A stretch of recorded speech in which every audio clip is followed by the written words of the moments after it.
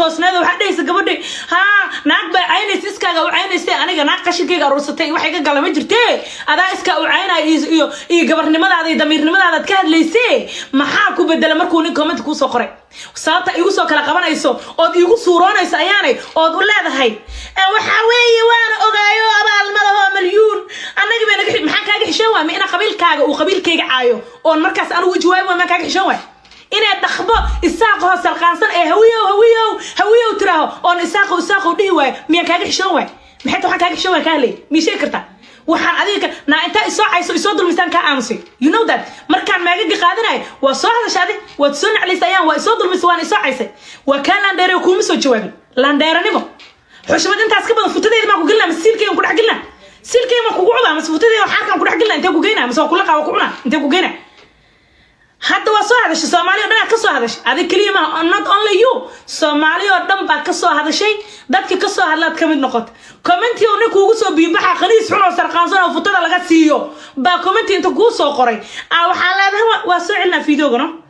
ii suuroonaysa aniga dulminay ka war ay caanaysa waan ogahay yaa ku dhahay ii hiili ani ma ku dhahay ii hiili tay waa gab alale ina dareemay waan ogo waxa la yiri soo baxbaalale shacabka leefisa maalin baaban ka yaabayba ay tiri shan naagood oo isaaqa hal la soo saaro saasay taanagu isaaq baan noo gobbaan noo landheeray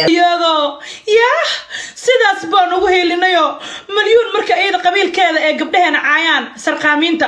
waa inay soo caayeen saasarta miya macnaha saasaba qaladka hadda idinka gal isaaqow dambiga aad sheegaysiin oo idin geestay ma waxa weeye maag inaan la qaadan naag isaaqow hawi ku soo kala qabanayso habar sarqaansan oo jaadka silkii futada ka qaadato oo hawi ku soo kala qabanayso daan u qaatay oo dhahay dhamayso inta dhageystay waliba aan ka bacdi dabada basbaas ka mariyay shan naaga isku bedel sida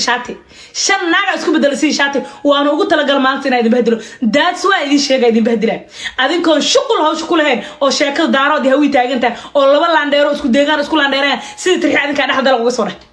kastuumad soo noqoteen anaka kastuumada idinka goobis bas idin miri kastuumada way idin cadaabay shan naag ba isku bedelay that's right you are right waan ugu tala galaadeen micnaheeda ma marka aniga marka ka soo hadashay programti oo social media ka dhacay ina aniga igu abiyuusto micnaheeda ma aha ina aniga isaaq abiyuusanahay micnaheeda ma aha ina aniga adinka inta qabiilkayga aysan idinka aamusi doono never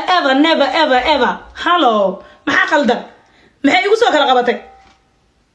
waan ogahay walaalo fiyuusa raadinaysa adeer waxii la haday ka taag commentiga uu soo qoray inta soo qaataa dhilad adeer macaane milyuun maaga ay qaadatay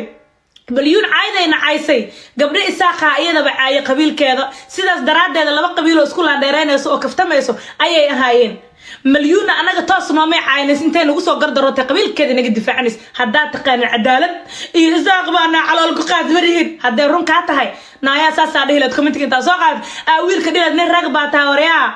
gabadhaasna meegaa la wada qaadanaya wariyaa hawiye iyo isaaqaan isku laandheereynaya wariyaa waa maxay waxa ku hadlaysa gun iyo guntu dhash hello waa dhilad